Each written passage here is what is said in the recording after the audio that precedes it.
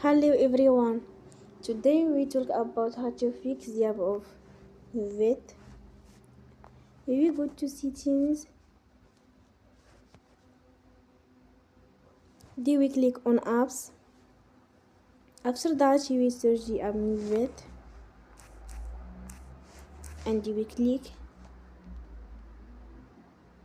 Then we will on for stop. After that we go to storage. Then we click on clear cache.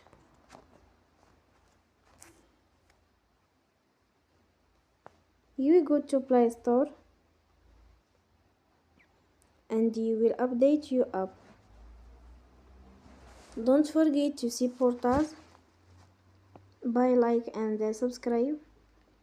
See you next time and thank you for watching.